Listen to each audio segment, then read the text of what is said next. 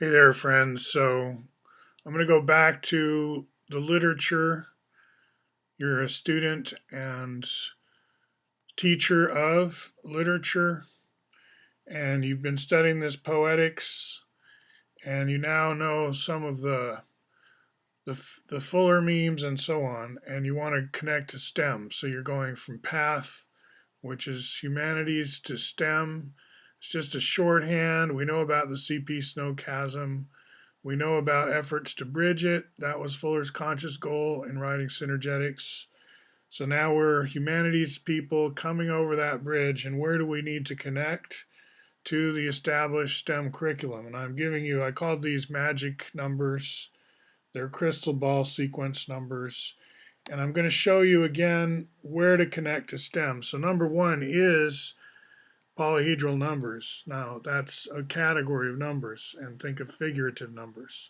So you'll find that all through older civilizations. It's easy to connect to history through figurate numbers. Go with Nomen, Midhat Ghazaleh, good source there. In fact, him and Galib Gatenyo are great Egyptian sources if you're looking for some quality.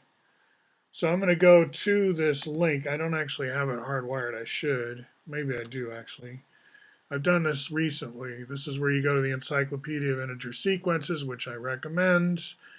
Some of your students will have seen it before, many won't, right?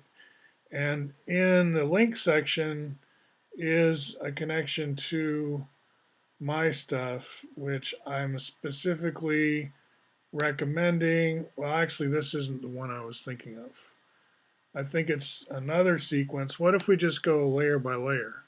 In other words, this is the cumulative number of this crystal ball sequence is cumulative, but what if we do 1, 12, 42, 92? So that's layer by layer. And again, this is where to connect. This is STEM, right? So this is where to connect. As you're coming from your Edgar Allan Poe and your, you know, Margaret Fuller and Emerson, and now we're getting to, well, this is that STEM for poets kind of stuff. So here we are in this other sequence, layer by layer, and we're linking to me again here. This is to microarchitecture of virus. And this is where you want to know what the jitterbug is, right? Because we just changed the shape, and yet we didn't change the number of balls in the shell. And you can do this with an animation. You know, people don't need to see a rigorous proof. They need to see, oh, same number of balls. It's just, you can't do these and still have a FCC or CCP or IVM. Anyway, this is this is where the STEM people will start to understand you, and they actually already know this stuff, right? Of course they do. This is what biology has known for a long time, and there's a whole literature. Fuller kind of butts into it from the New York Herald Tribune side. He's like got a headline, and people say he's promoting himself, and he is. He's hoping Synergetics catches on. And then, speaking of that, we jump to the naming of Buckminster Fullerene. Why is it called that? Who were the players? That whole thread. And I think that's pretty much enough, right? It's like you're pretty mainstream STEM now.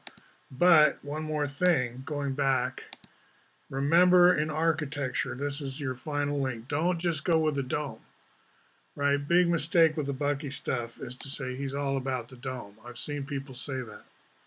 And that's partially true, okay? But it's not the full truth. And better that we speak the full truth.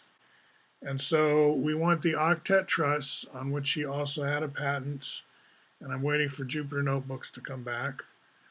And we want to connect that to Alexander Graham Bell. We want to connect it to C60, the branded artifact by Flextegrity, right? I'm just talking about the Flextegrity in my front yard.